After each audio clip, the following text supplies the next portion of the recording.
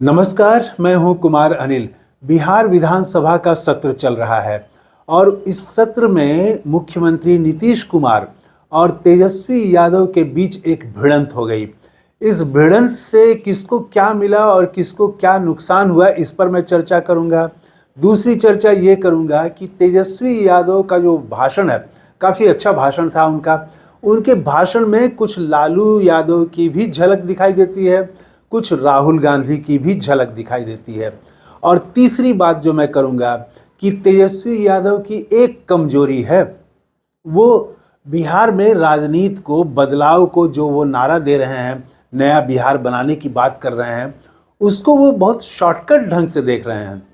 कैसे, ये एक आलोचना उनकी मैं इस वीडियो में रखना चाहता हूं। ये तीन बातें मैं करूंगा।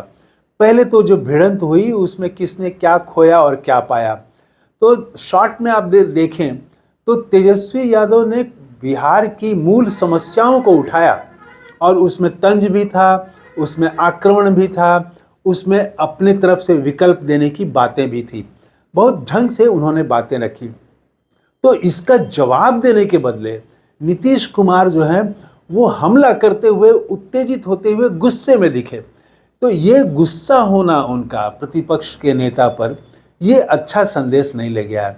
और नीतीश कुमार ने तेजस्वी यादव को बच्चा कहा, तो ये बच्चा कहना भी, ये भी उनके खिलाफ जाता है नीतीश कुमार को।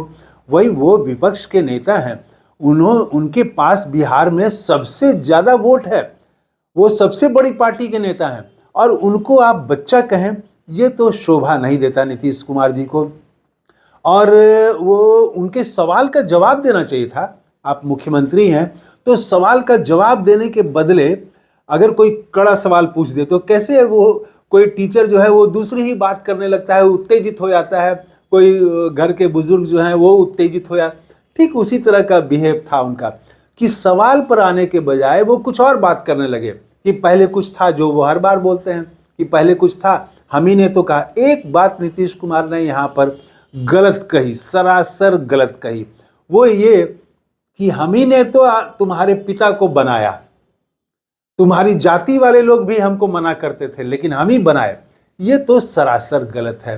जो भी बिहार की राजनीति को थोड़ा बहुत भी जानते हैं वो इस बात को जानते हैं कि 1977 में जब जेपी आंदोलन के बाद, इमरजेंसी के बाद पहला चुनाव हुआ, तो एकमात्र छात्र नेता थे लालू यादव, जिनको लोकसभा का टिकट मिला था और वो चुनाव जीते थे। नीतीश कुमार को तो लोकसभा का टिकट भी नहीं मिला था 77 में। बाद में वो विधानसभा चुनाव लड़े और वो हारे। 1985 के आसपास वो विधायक बने हैं। तो लालू यादव तो 77 में ही बन गए थे, सांसद बन गए थे। वो अध्यक्ष थे पटना यूनिवर्सिटी के, और उस समय नीतीश कुमार कोई पदाधिकारी नहीं थे।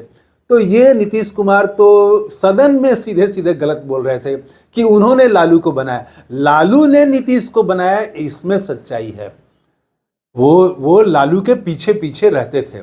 बाद के दिनों में 80 के दशक में जब मंडल का आंदोलन चल रहा था तो वो पीछे पीछे चलते थे। 74 आंदोलन में तो लालू थे नेता। बाद में 77 के बाद चुनाव हुआ तो भी छात्र नेताओं में सबसे बड़ा कद था लालू यादव का। तो एक तो ये। दूसरी बात कि मैंने कहा कि इसमें तेजस्वी यादव में कुछ लालू की झलक और कुछ राहुल गांधी की झलक दिखाई पड़ती है। तो देखिए, ये तो बात होती है कि कोई भी नेता का व्यक्तित्व, किसी का भी व्यक्तित्व का जो विकास होता है वो समय और स्थान उससे ही निर्धारित होता है। तो आज का जो समय है, आज भारतीय जनता पार्टी सत्ता में है और वो किस किस तरह की राजनीति कर रही है, देश की राजनीति को उसने बदल दिया है। जो चीज़ सोच नहीं सकते थे इलेक्शन कमीशन में, आप देखिए अब वो सुप्रीम कोर्ट के जज को हटा करके, चीफ जस्टिस को हटा करके अब अपने चुने हुए, तो पूरी राजनीति को उसने बदल दिया है, चुनाव का को बदल दिया है। वो हरियाणा का आदमी जो है वो बंगाल में बन जा रहा है, ममता बनर्जी ने प्रमाण दिया कि वहाँ मतदाता बन जा रहा है। तो तमाम तरह की जो चीज़ें आ रही हैं, तो भाजपा से लड़ना है, तो समय और स्थान, इससे व्यक्तित्व का निर्माण जो है वो प्रभावित होता है। तो तेजस्वी यादव का भी जो है आप देखें तो उसमें लालू यादव की भी झलक कैसे, तो आप देखेंगे विधानसभा में जो उनका भाषण था उसमें लालू की झलक दिखाई पड़ती है, जब वो तंज कसते हैं कि वो डिप्टी सीएम विजय सिन्हा और डिप्टी सीएम सम्राट चौधरी, इन दोनों के कंट्राडिक्शन को उन्होंने बढ़ा दिया। कहा कि आप लोग दो डिप्टी सीएम हैं और दोनों भाजपा के हैं, और लेकिन आप लोगों में कोई तालमेल ही नहीं है। एक डिप्टी सीएम कहते हैं कि भाजपा का मुख्यमंत्री होना चाहिए और एक डिप्टी सीएम कहते हैं कि नीतीश कुमार के नेतृत्व में ही हम चुनाव लड़ेंगे। अरे आप लोग आपस में बातचीत तो कर लिया करिए। तो ये तंज कसना और घेरना, और फिर बुरी तरह से घेर दिया सम्राट चौधरी को भी कि आपके पिता ने नीतीश कुमार के बारे में क्या कहा था। है हिम्मत तो खड़े होकर कहिए कि क्या कहा था, ऐसा कहा था कि नहीं कहा था। बहुत खोल के नहीं कहा, क्योंकि वो थोड़ी बात वो अभद्र ढंग की बातें थी, वो खोल के नहीं कहा, लेकिन वो घेरा। इसी तरह से विजय सिन्हा को घेरा, पूरी भाजपा को घेरा कि विश्व की सबसे बड़ी पार्टी है लेकिन इनके पास में वो अपना मुख्यमंत्री का चेहरा नहीं है। तो ये जब घेर रहे थे तो लालू की झलक दिखाई पड़ रही थी। फिर उन्होंने बिहार पर कुछ गंभीर बातें भी उठाई, हालांकि उस पर ज़्यादा देर वो बोले नहीं, लेकिन कुछ किताबों का जिक्र किया कि कैसे हम रिसर्च करके आए हैं, मानव विकास सूचकांक की बात की। तो ये जो तैयारी थी इसमें राहुल गांधी वाली झलक दिखाई पड़ रही थी, और राहुल गांधी जिस तरह से बहुजन की राजनीति कर रहे हैं वो भी करने की कोशिश करते हुए दिखाई पड़ रहे हैं। देखिए, लोगों को सुविधा देने की शुरुआत तो केजरीवाल ने की, लेकिन राहुल गांधी जो बात कर रहे हैं वो भिन्न चीज़ है। ऊपर से देखने में यही लगेगा कि राहुल गांधी भी 2500-2000 रुपये देने की बात कर रहे हैं और केजरीवाल भी कर रहे हैं, लेकिन दोनों में बहुत बुनियादी फ़र्क है। बुनियादी फ़र्क ये है कि एक को आप कह सकते हैं कि वो सिर्फ आश्रित बना रहे हैं, सरकार का कुछ लाभ दे देना चाहते हैं, कल्याणकारी योजना, और राहुल गांधी जो बात करते हैं वो बात करते हैं बहुजनों की हिस्सेदारी के बतौर, सामाजिक न्याय का एक हिस्सा मान करके देश में जो आर्थिक असमानता है उसको दूर करने का एक माध्यम बनाना चाहते हैं। तो ये एक वेल रिसर्च ढंग से तेजस्वी यादव ने भी अपनी बातें कही। तो यहाँ कभी कभी राहुल गांधी की इसी तैयारी जैसी दिखाई पड़ रही थी। और तीसरी बात की उनकी कमजोरी, जो मैंने कहा कि उनकी एक कमजोरी है, वो मैं बात करना चाहता हूँ। आज उनकी रैली थी युवा चौपाल, और युवाओं की रैली थी, काफ़ी उत्साह था, जोश था। तो युवा, अभी तेजस्वी यादव के साथ युवा भी हैं, बड़ी संख्या में हैं, पार्टी सबसे बड़ी पार्टी है, लेकिन आज उन्होंने युवाओं के लिए कोई ऐसा कार्यक्रम नहीं दिया, सिर्फ नारे दिए उन्होंने कि युवाओं की पुकार, बदलो खटारा सरकार।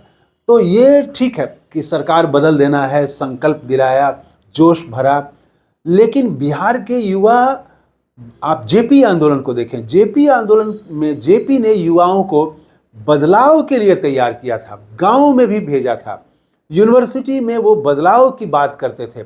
राहुल गांधी, आप ये देखेंगे कि ये कर रहे हैं वो, कि पूरी पार्टी को अपनी दिशा में संविधान बचाओ यात्रा वो 1 साल तक निकालेगी। अभी हरियाणा कांग्रेस की आज मीटिंग हुई, इसमें राहुल गांधी थे, तो वो पूरी पार्टी को गंभीर एक लंबी लड़ाई के लिए तैयार कर रहे हैं, नई कांग्रेस बना रहे हैं। तो अगर तेजस्वी यादव को बिहार में बदलाव करना है तो सिर्फ सरकार बदल देने से नहीं होगा, बहुत स्तरों पर बदलाव की जरूरत होगी और लंबी लड़ाई की जरूरत है। तो इसका अभाव मैंने तेजस्वी यादव के आज के कार्यक्रम में देखा कि उन्होंने युवकों के लिए कोई दीर्घकालिक कार्यक्रम नहीं सौंपा उनको, युवकों के पास कोई कार्यभार नहीं दिया।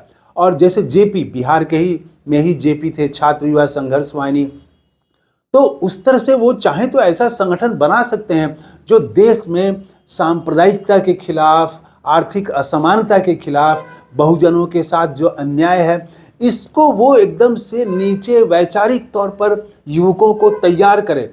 ये काम में तेजस्वी यादव युवकों को नहीं लगाए और ऐसा उन्होंने कोई दिशा नहीं दी, कोई कार्यक्रम नहीं दिया।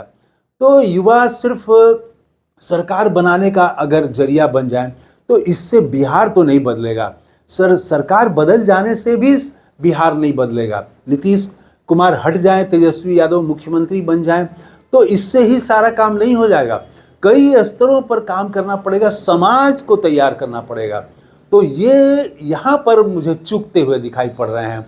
फिर संगठन में भी अब युवा राजद के अध्यक्ष भी राजेश यादव हैं, तो इस पर वो कई बार कह चुके हैं हम कि हम A to Z की राजनीति करना चाहते हैं। तो सबको कैसे वो स्पेस दें, पार्टी में भी ये दिखाई देना चाहिए, युवाओं को तैयार करने में भी। अब उनके साथ उनके बड़े भाई तेज प्रताप यादव भी थे, उनके साथ साए की तरह खड़े थे। तो तेज प्रताप यादव का भी प्रभाव है युवाओं में, लेकिन उनका प्रभाव युवाओं के खास तरह के युवाओं के बीच ही है। वो पूरे बिहार के युवाओं का प्रतिनिधित्व वो नहीं कर सकते हैं और न वो दावा भी करते हैं। युवाओं का एक बड़ा हिस्सा स्टूडेंट है, पढ़ाई कर रहा है, तैयारी कर रहा है, गंभीरता से लगा हुआ है, तो वो एक दूसरा हिस्सा है। तो वो ऐसे सभी हिस्सों को कैसे करेंगे हम? तो यहाँ पर युवाओं को उन्होंने कोई दीर्घकालिक लड़ाई के लिए बिहार को बदलना है, तो सिर्फ सरकार नहीं, पूरा बिहार बदलना है, नया बिहार बनाना है, तो ये एक दीर्घकालिक लड़ाई है। तो इस दीर्घकालिक लड़ाई के लिए तेजस्वी यादव चाहें तो उनके पास ऐसे युवा हैं जिनको वो लगा सकते हैं, लेकिन उनकी दिशा है, हो सकता है कि आगे तेजस्वी यादव ऐसा कुछ दीर्घकालिक कार्यक्रम भी लें। तो उनकी मंशा पर मैं सवाल नहीं कर रहा हूँ। वो रणनीति बनाने में जो बातचीत हुई, वहाँ कहीं ना कहीं उनके जो सलाहकार हैं, जो कोर टीम है, वहाँ मैं समझता हूँ कि इस चीज़ पर ध्यान देना चाहिए कि युवाओं में जो असीम ऊर्जा है, बिहार के युवाओं में, उसका उपयोग बिहार के बदलाव के लिए करें। तेजस्वी यादव कर सकते हैं। इस वीडियो में इतना ही। थैंक यू, धन्यवाद, जय हिंद।